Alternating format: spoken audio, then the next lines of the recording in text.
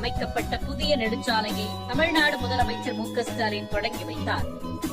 வந்தவாசியில் துணை சபாநாயகர் Ku. Pichandi, MS. Dharanivendhan MP, CN. Annadurai MP பங்கேற்பு.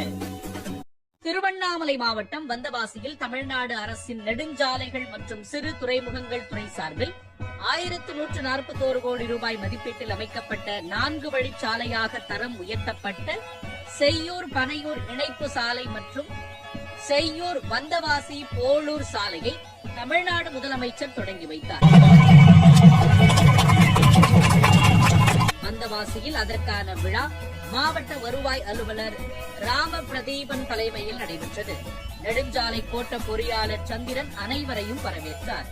வந்தவாசி நாடாளுமன்ற உறுப்பினர் எம்.எஸ். தரணிவேந்தன் தனது தொடக்க உரையில் தொழில் வளர்ச்சி பெருகுவதற்காக இப்படிப்பட்ட சாலைகள் தேவை என்றும், இப்படிப்பட்ட திட்டங்களை நடைமுறைப்படுத்துகின்ற தமிழ்நாடு முதலமைச்சர் அவர்களை இந்தியா டுடே பத்திரிகை இந்தியாவின் சிறந்த முதலமைச்சர் என அறிவித்திருக்கிறது எனவும், அகற்றப்பட்ட மரங்களுக்கு பதிலாக 47,600 மரங்கள் நடப்பட்டு பராமரிக்கப்பட்டு வருவதாகவும், இப்படிப்பட்ட முக்கியமான சாலையை எங்கள் பகுதியில் அமைத்துக் கொடுத்த தமிழக முதல்வருக்கும் நெடுஞ்சாலைத்துறை அமைச்சர் அவர்களுக்கும் இந்த பகுதியின் நாடாளுமன்ற உறுப்பினர் என்ற முறையில் நன்றி தெரிவித்துக் கொள்கிறேன் என்று பேசினார்.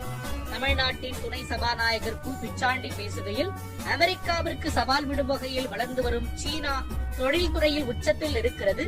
அதற்கு காரணம் சீனாவில் போடப்பட்ட சாலைகளே. அந்த வகையில் சிறப்பான சாலைகள் பெருக பெருக அதை ஒட்டியவாறு தொழிற்சாலைகள் வரும்.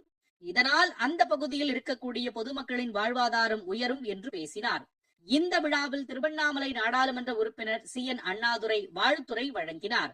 மேலும் இந்த விழாவில் நகரமன்ற தலைவர் எச். ஜலால், நகராட்சி ஆணையர் ஆர். சோனியா, நகர திமுக செயலாளர் ஏ. தயாளன், கன்னியாகுமரி வழித்தட திட்ட கோட்ட பொறியாளர், வட்டார வளர்ச்சி அலுவலர்கள் பிரபாகரன், பரணிதரன் உள்ளிட்ட ஏராளமானோர் கலந்து கொண்டனர்.